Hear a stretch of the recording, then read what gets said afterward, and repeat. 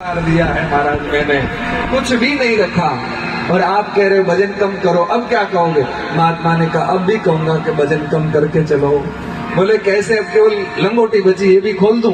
बोले मतलब ये नहीं है, इतना कुछ उतारने के बाद तुम्हारे मन में है कि मैंने सब कुछ उतार दिया, आपने सब कुछ तो छोड़ा, लेकिन अभी मैं साथ में, जिस दिन मैं मिटेगा उस दिन भगवान मिल जाएंगे। तो भाई ऐसी चढ़ाई पर चढ़ने के लिए दूसरे भजन कम करने की आवश्यकता है और भगवान को पाने के लिए मैं कम करने की आवश्यकता है। तो हमारे श्रद्धेय सत्यम गिरि जी महाराज यहाँ पर चातुर्मास के रूप में विराजे हैं। सच मानिए भाई, हमने तो महाराज जी ने कहा कि ये फर्स्ट एंड लास्ट है अपना, तो इसलिए इतना ऊपर चढ़ना करना बड़ा मुश्किल होता है। महाराज जी को जब भी काम होगा नीचे बुला लेंगे, बड़ा मुश्किल काम होता है, लेकिन यहाँ पर बैठे हैं।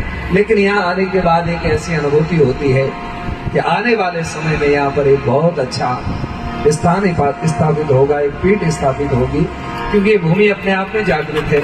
यहाँ पर बहुत कुछ होना है। भविष्य के गर्भ में क्या लिखा है हम देख तो नहीं सकते, लेकिन अनुमान लगा सकते हैं अवश्य। इस भूमि में कुछ न कुछ तो है।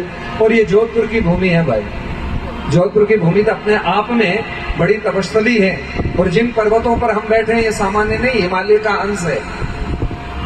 ये पद्म पुराण में इसका उल्लेख मिलता है कि जिस जमाने में एक महात्मा यहाँ पर बैठे थे, पर्वत नहीं हुआ करते थे, केवल मिट्टी हुआ करती थी। वो तपस्या करते थे, जमीन से सांप बहुत निकलते थे, सर्प निकल करके आते महात्मा को परेशान करते। महात्मा ने कहा कि देखो मेरा दुर्भाग्य कि मैं रेगिस्तान में पैदा हुआ और तपस्या करने का अवसर भी यहाँ हुआ मुझे। इसकी जगह यदि मैं हिमालय में होता तो मेरी तपस्या का कुछ आनंद और होता। हिमालय की साधना मेरी शेष रह गई और हिमालय राज का आह्वान किया तो स्वयं हिमालय जोधपुर की धरती पर प्रकट हुए। ध्यान देना थोड़ी मेरी बात पर, ये ऐतिहासिक घटना है। इसलिए और बढ़िया मैं तुम्हारा वजन कम करी उड़ा चाहिएगा।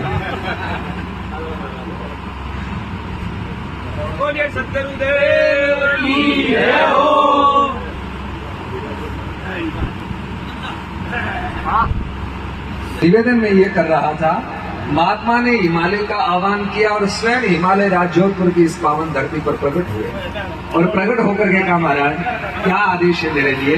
तो महात्मा ने कहा कि आदेश तो कुछ नहीं, लेकिन हिमालय राज मुझे साधना करने का मन था, परंतु आप बहुत दूर रहते हैं और मैं आपके ऊपर बैठ करके तपस्या करना चाहता, क्योंकि यहाँ सर्पों से बहुत परेशान हूँ। हिमालय ने कहा चिंता मत करो, आज से मैं यहाँ पर रहूंगा और मेरा अंश यहाँ रहेगा।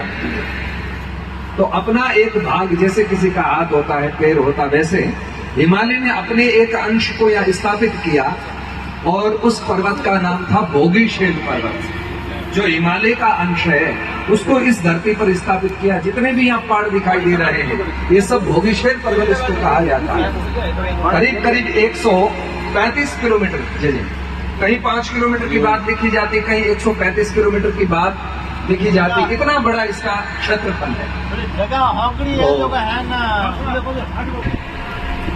उन्होंने कहा कि महाराज अब मैं यहाँ पर रहूंगा।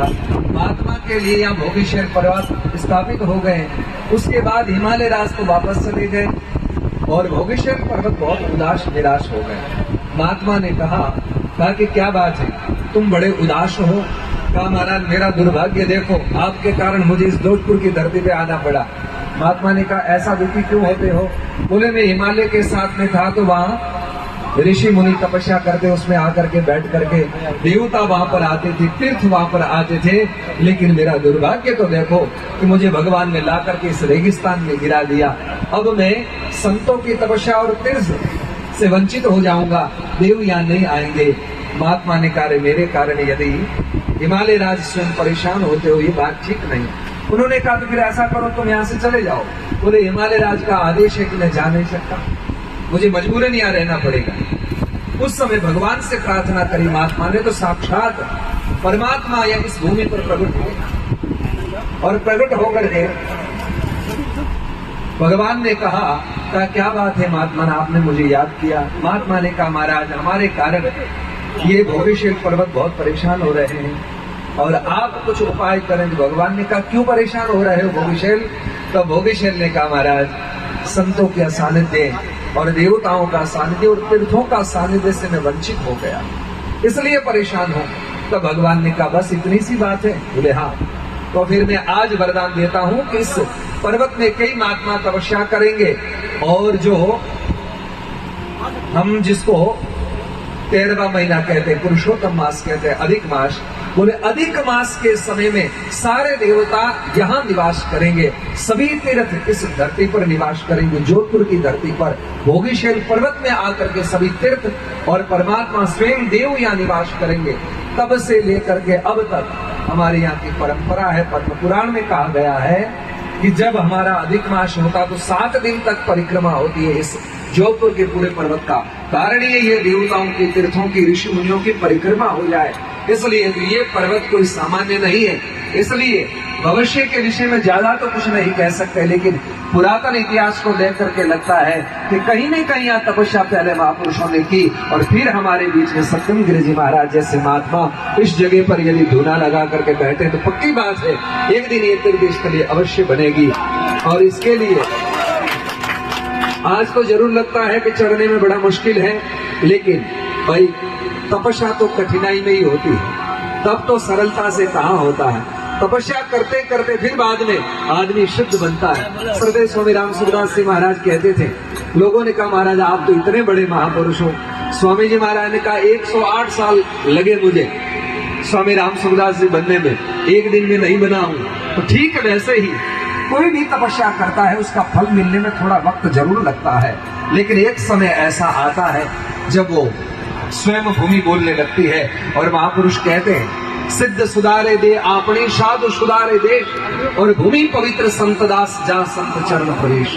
किसी महापुरुष का चरण पड़ जाए तो भूमि तीर्थ जैसी हो जाती है। तो यहाँ पर तो भाई खूब महात्माओं ने तपस्या करी पुरातन में, और आज भी कर रहे हैं और भविष्य में भी करेंगे, क्योंकि भूमि स्वयं जीवित और जागृत भूमि है, जोधपुर की भूमि।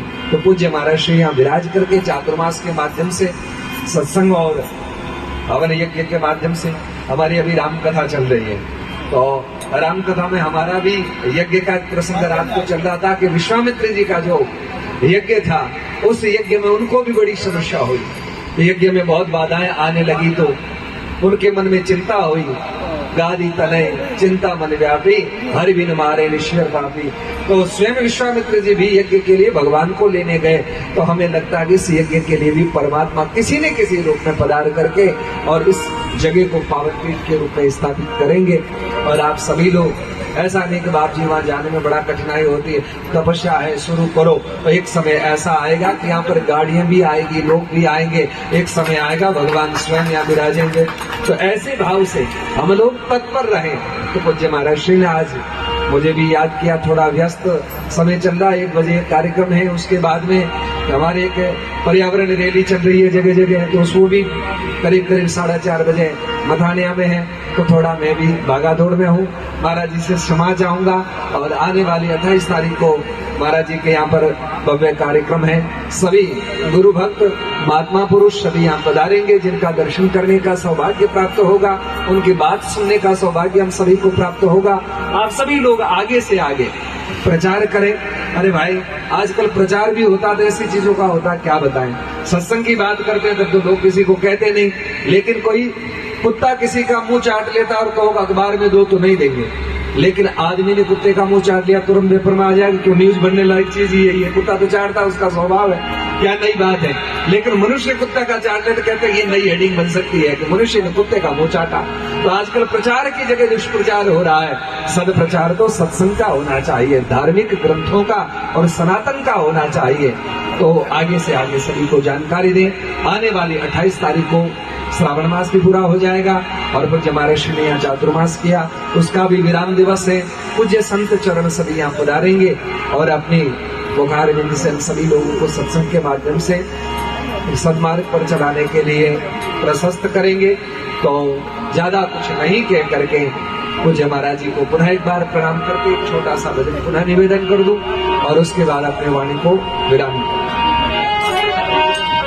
थोड़ा